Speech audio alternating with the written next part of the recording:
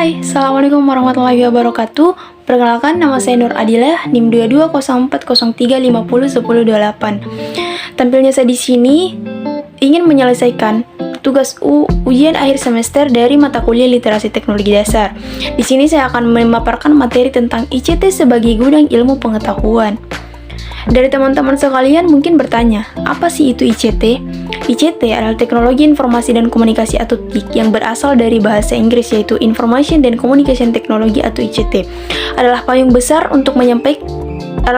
besar terminologi yang mencakup seluruh peralatan teknis untuk memproses dan menyampaikan informasi. ICT mencakup dua aspek, yaitu teknologi informasi dan teknologi komunikasi.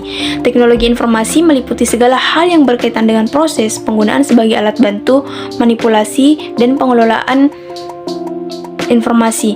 Sedangkan teknologi komunikasi adalah segala sesuatu yang berkaitan dengan penggunaan alat bantu untuk memproses dan mentransfer data dari perangkat yang satu ke lainnya. Oleh karena itu, teknologi informasi dan teknologi komunikasi adalah dua buah konsep yang tidak terpisahkan.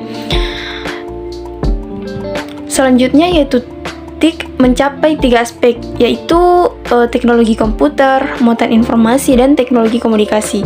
Teknologi informasi dan teknologi komunikasi berintegrasi ke dalam TIK. Dapat dikatakan melalui proses evolusi, menurut urutannya, teknologi komunikasi lahir lebih dulu dari teknologi informasi. Teknologi komunikasi berasal dan banyak menggunakan prinsip dan konsep yang ada dalam teknologi telekomunikasi. Bahkan dapat dikatakan bahwa teknologi komunikasi adalah sama dengan teknologi telekomunikasi. Sedangkan teknologi informasi muncul dari adanya komponen teknologi komputer dan komponen muatan informasi. Sehingga komponen dari teknologi informasi dan komunikasi adalah teknologi komputer, muatan informasi, dan teknologi komunikasi. Sebetulnya istilah yang lebih tepat dan sederhana dibandingkan dengan TIK adalah teknologi informasi atau TI saja. Jika bahwa di dalam TI ada unsur teknologi dan komunikasi, tidak berarti bahwa TI perlu dirubah menjadi TIK. Selanjutnya kita masuk pada ICT sebagai gudang ilmu pengetahuan. Begitu besar peran ICT dalam pendidikan sehingga secara khusus pemerintah dalam Pustekom Diknas membagi peran ICT di sekolah modern menjadi 7 peran sekaligus sebagai pilar pendidikan. Ketujuh peran ICT tersebut adalah salah satunya ICT sebagai gudang ilmu pengetahuan, yang artinya dengan ICT sumber ilmu pengetahuan menjadi begitu kaya bahkan melimpah, baik ilmu pengetahuan inti atau core content dalam pelajaran sekolah maupun sebagai materi pengayaan pembelajaran atau konten suplemen. Pada fungsi ini, internet memiliki peran besar sebagai sumber ilmu pengetahuan yang dapat diakses secara luas. Di dalamnya telah terkoneksi dengan ribuan perpustakaan digital, jutaan artikel atau jurnal, jutaan e-book, dan lain-lain. ICT sebagai gudang ilmu pengetahuan dengan kapasitas dan ruang lingkup yang hampir tidak terbatas. Bentuknya dapat berupa referensi berbagai ilmu pengetahuan yang tersedia dan dapat diakses melalui fasilitas ICT. Pengelolaan pengetahuan, jaringan pakar, jaringan antar industri pendidikan, pusat pengembangan kurikulum, dan sebagai komunitas perbandingan standar kompetensi. Beberapa peran ICT sebagai gudang ilmu pengetahuan yaitu antara lain yang pertama sebagai sumber bahan belajar siswa, yang kedua sebagai sumber informasi bagi guru dan siswa, yang ketiga buku-buku, bahan ajar, referensi dan dapat dibaca secara online dan diperbarui secara kontinu. Yang keempat yaitu siswa dapat mencari materi pembelajaran menggunakan ICT. Yang kelima, tanpa teknologi, proses peserta didikan yang up-to-date membutuhkan waktu yang lama. Dan selanjutnya, jaringan pakar beragam bidang ilmu. Dan pusat pengembangan materi ajar. Dan yang terakhir, wahana pengembangan kurikulum. Selanjutnya, kita memasuki pada penerapan ICT dalam bidang pendidikan. Indonesia pernah menggunakan istilah telematika atau telematik untuk arti yang kurang lebih sama dengan TIK yang kita kenal saat ini. Pengelolaan informasi dan pendistribusiannya melalui jaringan telekomunikasi membuka banyak peluang untuk dimanfaatkan di berbagai bidang kehidupan manusia, termasuk salah satu bidangnya pendidikan. Nah, ide untuk menggunakan mesin belajar membuat simulasi proses-proses yang rumit, animasi proses-proses yang sulit dideskripsikan sangat menarik minat praktis pembelajaran. Tambahan lagi, kemungkinan untuk melayani pembelajaran yang tak terkendala waktu dan tempat juga dapat difasilitasi oleh TIK. Sejalan dengan itu, mulailah bermunculan berbagai jargon berawal E, mulai dari e-book, e-learning, e-laboratory, education, e-library, dan sebagainya. Awalan E bermakna electronics yang secara implits dimaknai berdasar teknologi elektronika digital. Nah, yang pertama itu buku elektronik. Buku elektronik atau e-book yang biasa kita sebut e-book adalah salah satu teknologi yang dimanfaatkan komputer untuk menayangkan informasi multimedia dalam bentuk ringkas dan dinamis. Dalam sebuah e-book dapat diintegrasikan tayangan suara, grafik, gambar, animasi maupun movie sehingga informasi yang disajikan lebih kaya dibandingkan dengan buku konvensional. Terus, jenis e-book paling sederhana adalah yang sekadar memindahkan buku konvensional menjadi bentuk elektronika yang ditayangkan oleh komputer. Dengan teknologi ini, ratusan buku dapat disimpan dalam satu keping CD atau compact disc atau kapasitas sekitar 700 MB, DVD atau digital versatile disc atau kapasitas 4,7 sampai 8,5 GB maupun flash disk. Saat ini kapasitas yang tersedia sampai 16 GB. Selanjutnya yang kedua yaitu e-learning. Beragam definisi dapat ditemukan untuk e-learning. Victoria Altinium misalnya menyatakan bahwa e-learning meliputi pembelajaran pada semua tingkatan tingkatan formal maupun non-formal, yaitu menggunakan jaringan komputer atau internet maupun ekstranet untuk mengantarkan bahan ajar, interaksi, dan untuk fasilitas. Untuk pembelajaran yang sebagai prosesnya berlangsung dengan bantuan jaringan internet sering disebut sebagai online learning. Definisi yang lebih luas dikemukakan pada Work Paper Summary, yakni e-learning adalah pembelajaran melalui jasa elektronik. Meski beragam definisi, namun pada dasarnya disetujui bahwa e-learning adalah pembelajaran dengan memanfaatkan teknologi elektronik sebagai sarana penyajian dan distribusi informasi. Dalam definisi tersebut tercakup siaran radio maupun televisi pendidikan sebagai salah satu bentuk e-learning. Meskipun radio dan televisi pendidikan adalah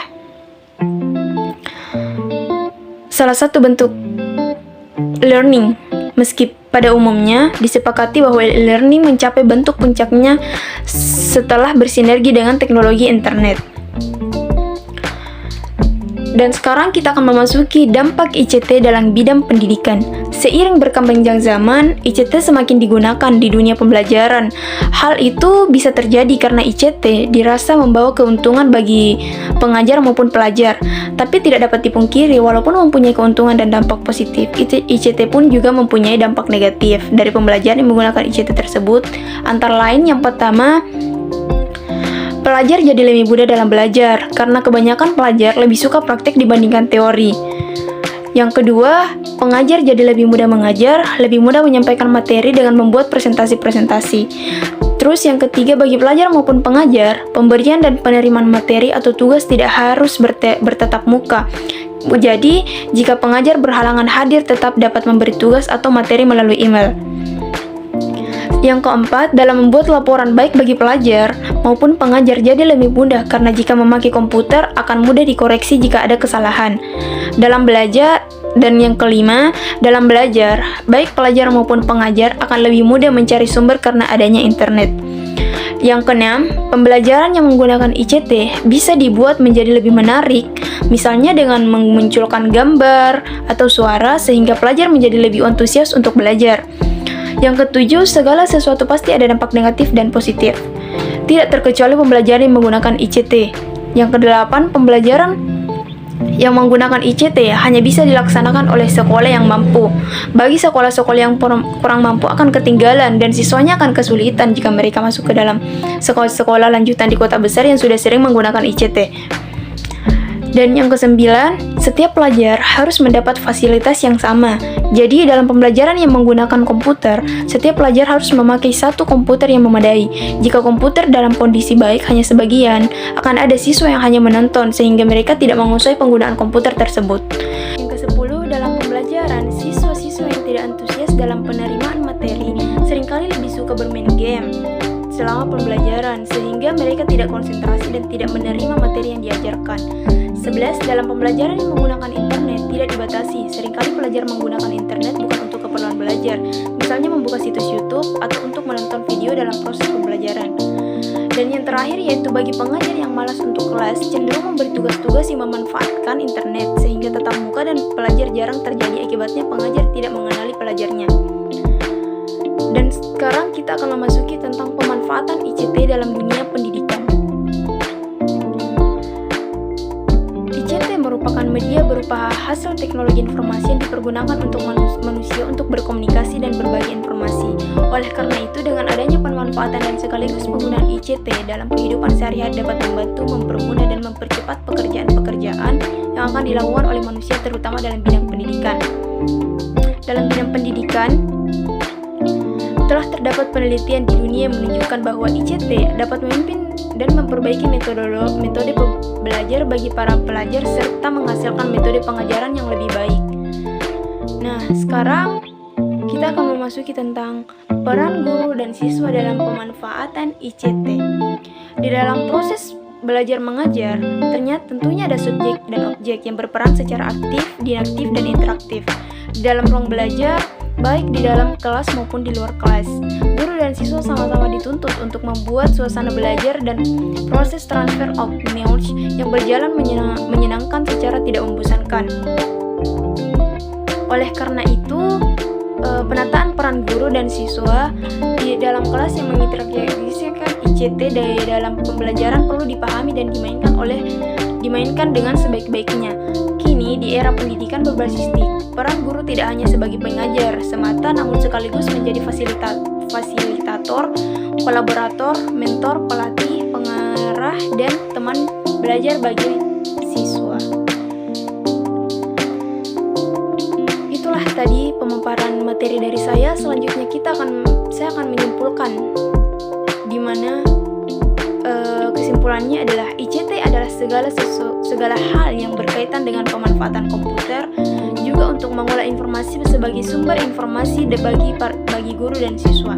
ICT juga memiliki peran dalam segala bidang, terutama dalam bidang pendidikan, yaitu sebagai guna ilmu pengetahuan.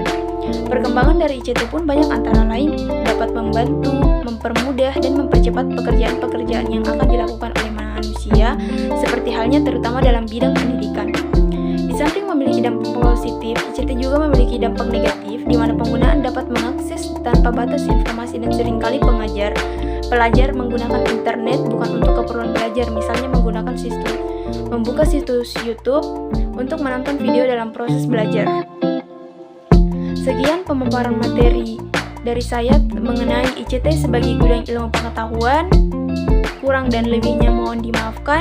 Terima kasih. Wassalamualaikum warahmatullahi wabarakatuh.